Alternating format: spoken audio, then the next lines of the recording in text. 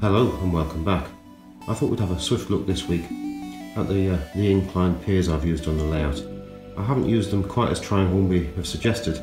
I've had them more spaced apart, and we'll have a little look at how I've done that in a moment. So we'll just let this fine Scotsman move away with these coaches.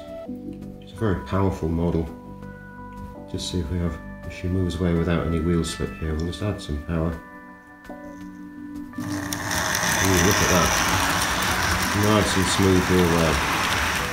The inclined piers R.457 first became available in 1962, so that was safely in the Trying Railways period, but the box I have here is from the Trying Hornby period. R.457, set of 7 inclined piers. They could be used for Super 4-track or equally well on Series 3. Now this box has seen better days. It's in very poor condition and it wasn't rubber stamped on the other end, so it's completely blank. And the interesting thing about these boxes is once you take these things out, it's really quite difficult to get the whole set of 7 back into the box. You know, we can just open that up and have a look. We'll take a couple out and have a look. So here are the piers, and they were numbered, so that they all carried the catalogue number R.457, and then this one is number 4. I don't know whether you can see that, so that's height number 4. And here we'll have a look at this one.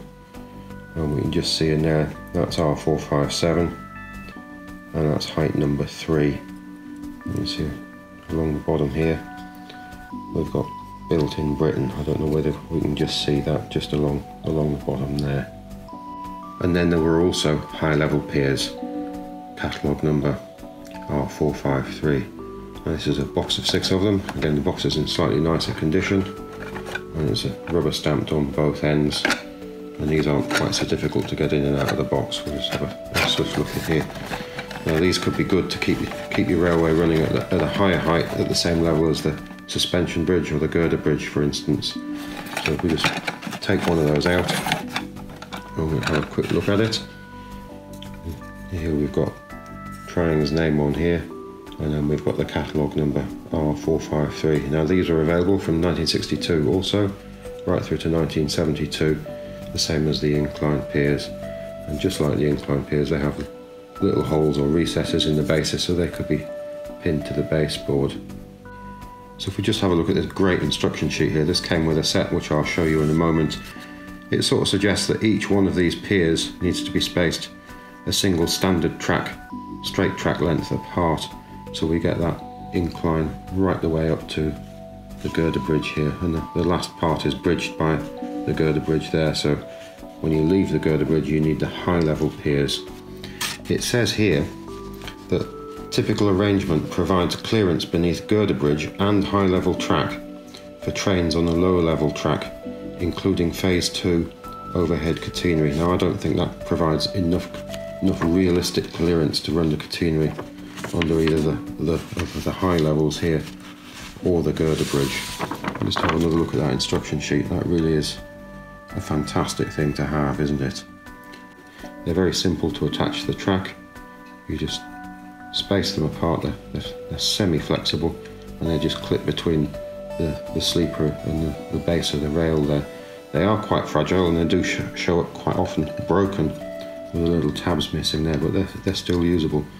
So if I just place that over the catenary there, and we'll just slot that the other side, and just clip that into the rail. You'll see that track bed there is touching the catenary wire there. There's barely enough clearance to make that really practical. And I believe that we'd have trouble with a pantograph underneath here at some point, so I've added extra height on the layout to bridge the catenary. So Trying is suggesting putting an inclined pier every one of those single straights there, the R.481. Now I've used a pair of piers each time. So I've used a pair of number 1s and then a wooden block under the second one of each type, and I've repeated that pattern all the way up, so I get a much gentler incline.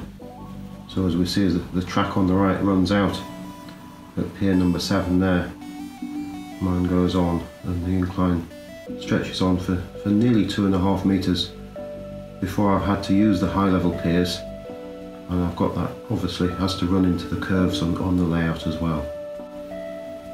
We can see both of the inclines start more or less at the same place because they're so long.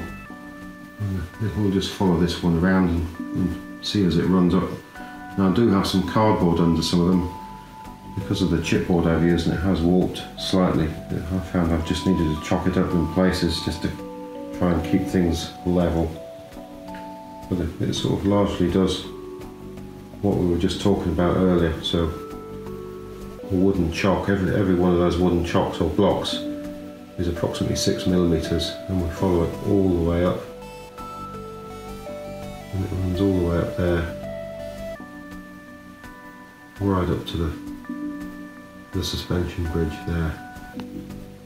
So once we get to the suspension bridge, the track beds are 90mm above the baseboard, so those piers or supports for the bridge there are on 12mm blocks approximately, and again I've had to chop them up with bits of card here and there as I've had some warping in the baseboard.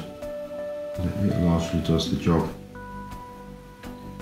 So suspension bridge is rather long, so it's 2 of the extra long straights that try and do, but it is even longer than that, so it makes you make a special piece of track so it stays modular with the sidewalls, and so you need to cut a piece to make it work properly. So we'll run right the way across there. So when we get to the other side, I've got a series of high level piers, so the track bed remains at approximately 90mm. As we run around here, I'm going to go right around the other end of the layout, remaining at 90mm. I was going to put a girder bridge there, but it didn't quite work. So we've got the old Flying Scotsman there, sitting on the high level track there.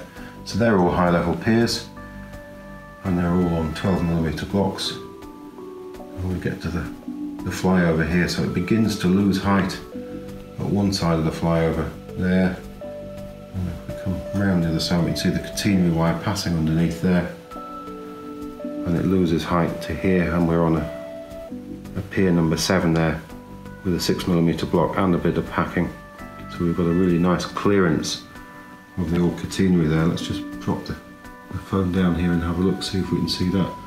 So we've got a really nice clearance there, so there's no way we're ever going to get a pantograph fouling on the underside of that elevated section. And as we run down the incline section now, we've just got another pier number 7 there on a 6mm block, then a pier 7 on cardboard just to account for the bow in the chipboard there. I think I might use plywood next time. And then it just follows down in the routine, the pattern which we were just looking at earlier. Things tend to climb up here really nicely. The only thing that really struggles is that Bobo electric with those coaches with the lights in, because they've got really heavy friction on those pickups on the coaches just to get the lights to light up. But I'm very pleased with this. It runs very, very well. Just coming back to the flyover again. Now realistically, at this point there should be another pier in here to give it more support. So if we have a look there, so just in this area here, you can see I've missed one out. And if we look closely here, I've actually soldered quite a heavy soldered joint there on both sides of the rails. Sorry, on the outside of each of the rails there, just to give me extra stability. And it's quite strong. It gives reasonably good support there. It doesn't like the Hornby 00 trains, they're a little bit heavy for it, but I don't tend to run those too often. So we'll just drop down here and have a look underneath at how that catenary again passes really nicely under that elevated section there. So we've got that catenary wire there, and we've got plenty of clearance, so the pantograph will never foul on the bottom edge of that elevated section at all. So it was really worthwhile putting these wooden blocks in. I decided not to paint them up and just leave them wooden coloured, just like the baseboard, because it's just toy trains really. I mentioned earlier that the track lengths to go across the suspension bridge don't quite work. The suspension bridge is just slightly longer than 2 of these extra long straights that Triang made. so you end up having to cut a piece to fit. So that track's not in the best of condition, just using it to illustrate how far short it falls. So if we get to this end, we can see it doesn't quite make the length there. These sidewalls, you have two of them to each double curve, so that takes you up to the bridge. And there's the first part of one of the extra long straights, and it runs right the way along the bridge. So the second extra long straight runs up to about there. You can see the track joint there, so that leaves a shortfall of track of about 6 centimetres to get to the end of the bridge there. And then I've got another extra long straight here, and we begin to fall on the incline from the moment it leaves the bridge. I've got 4 of these sets of sidewalls for the extra long straight there, but we'll cover sidewalls another day. So the old quarter straight there doesn't really bridge the gap there, so we've had to cut a piece to fit in there. This is the great set which those instructions came from, we were looking at earlier, R.453 girder bridge presentation set. This became available in around 1962, and from what I read, stayed around for around 4 years.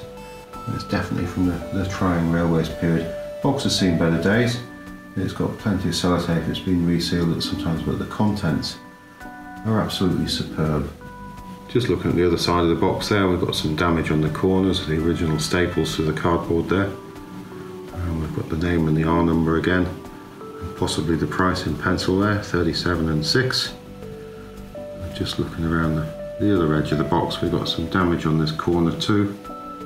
Not too bad. Got another interesting sticker on the side there, which I believe just carries the catalogue number, R432. And now we seem to have the price scribbled in pencil along the edge of the box there. So I've just removed the lid, and we'll have a swift look at the inside. And we can see here where it's been mended there in the past. And some of the corners have also been mended. One of them requires a little bit of attention at the moment. So we'll be careful with that. We'll just put that to one side. And we can see there's a nice, great big piece of corrugated cardboard there. That's just keeping everything nice and flat inside and preventing everything moving around. We'll just take that away. And there we can see we've got the instruction sheet here we saw earlier.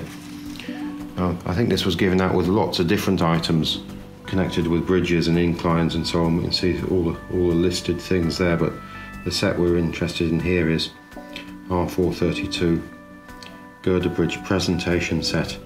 Consists of R77 bridge supports, R78 girder bridge, 2 times R.453 high level piers, 2 sets of R.457 inclined piers, and 2 times R.56 straight track sidewalls, and R.173 gradient posts. So what a great amount of things to have in the set, and just look at that. Doesn't that look terrific? And it's got all its original inserts as far as I can tell. And these little pieces of card, I'm not sure whether these are the correct place, but they seem to fit there.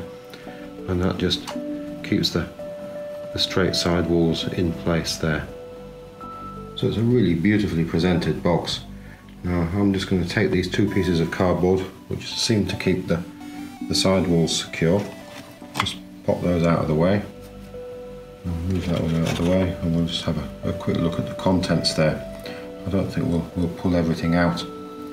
Here we've got 1 set of inclined piers here, and we've got 2 high level piers, and there's the other set of inclined piers on the other side. And we've got 1 set of straight sidewalls. We've got the girder bridge section, which holds the 2 pieces apart at the top. These are very often quite damaged, those little clips break. Look how beautiful that little clip is there, just holding that into position. I really like that. And we've got the 2 sections of girder bridge there. I think it's probably been screwed together at some point, possibly, but it's hard to tell. So we've got the 2 sections of girder bridge there, and we've got the piece of wood which forms the base underneath. And it has got the holes drilled in it already. It's very hard to tell whether the screws have ever really been in there. It's It doesn't look like it's been opened to light. The wood hasn't faded, it's still got that rough sort of unfinished feel about it. It doesn't feel like it's been had anything moved across its surface. And we've got the set of screws. Seem to be still in a cellophane packet. And we've got the bridge supports at either side. We've got another one over here, and it's got the set of gradient markers there. That's not an original bag, so we'll just put those back in. But a really nice thing to have. I do have a girder bridge which isn't in a box, but this is just a really lovely thing to have. I think after all that, it's time for a little bit of a charge around the layout here. We've got the Flying Scotsman and the B12 with beautiful rakes of teak coaches there, storming around into the corner of the layout. Now I realised earlier I was referring to track as extra long straights, and Triang never really called them that, they just called them long straights. My mistake. Look at that Flying Scotsman storming up the incline there. Really effortless, and she looks beautiful as it levels out approaching the suspension bridge there. A really wonderful sight. Now I think that's probably about it this week. I'm going to leave you with page 36 from the 1971 catalogue, which not only shows the incline piers we've been looking at today, but also their replacements to go along with the System 6 track that became available around that time. Thank you very much for watching, and if you look back again next week, we'll have something else from the Triang Hornby period. Goodbye now.